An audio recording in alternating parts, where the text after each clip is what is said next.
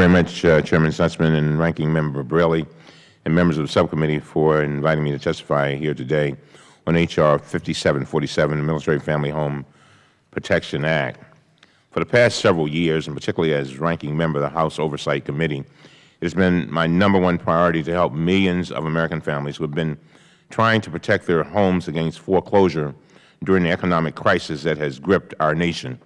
In my opinion, nobody is more deserving of our help than our military service members fighting overseas. H.R. 5747 is a common-sense bill that would expand the Service Members Civil Relief Act to protect more of our brave men and women in uniform from losing their homes while they protect our freedoms abroad. This legislation is supported by the American Legion, Veterans of Foreign War, Paralyzed Veterans of America, Disabled American Veterans, and the Military Officers Association of America, all of whom have written letters of support, and I respectfully ask that these letters be included in the record. In addition, this legislation has already been passed by the House, as Mr. Braley said, as an amendment to the National Defense Authorization Act that I offered with Ranking Member Filner and Ranking Member Smith of the Armed Services Committee. It passed by an overwhelming bipartisan vote of 394 to 27, including the majority members on this committee.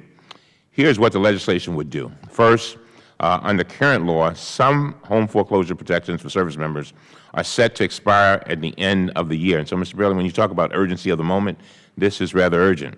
My legislation would fix that by eliminating this sunset provision and ensuring that foreclosure protections are extended to 12 months. We need to act this year to make sure those protections do not expire. The legislation would also ensure that service members serving in contingency operations such as Iraq and Afghanistan do not have to worry about losing their homes regardless of when they were purchased. In addition, it would extend foreclosure protections to surviving spouses of service members who are killed in the line of duty, as well as to veterans who are 100% disabled due to service-connected injuries at the time of discharge. Finally, the legislation would prohibit discrimination against service members and their families who are covered by these protections, and it would double penalties to deter future violations. I crafted this legislation after more than a year of investigating cases in which military service members and their families, sadly, had suffered illegal foreclosures and inflated fees. For example, last July, I issued a staff report documenting these abuses entitled "Fighting on the Home Front: The Growing Problem of Illegal Foreclosures Against U.S. Service Members."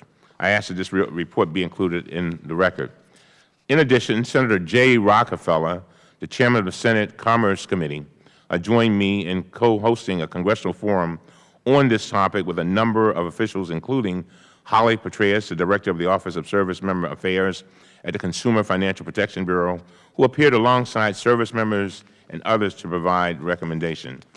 I also want to extend my thanks to Ranking Member Braley, who participated in that bicameral forum as an original co-sponsor to my legislation and has been an integral to our efforts over the past year, and I want to thank you again, Congressman.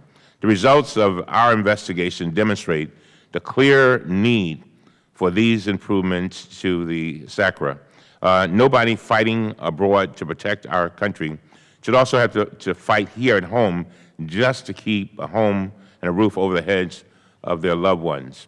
I want to thank again the members of the committee for bringing this bill to this hearing and for supporting my legislation. And even though it has passed the House as part of the National Defense Bill, I ask that my colleagues on both sides of the aisle to continue to work together to ensure that we enact these reforms into law.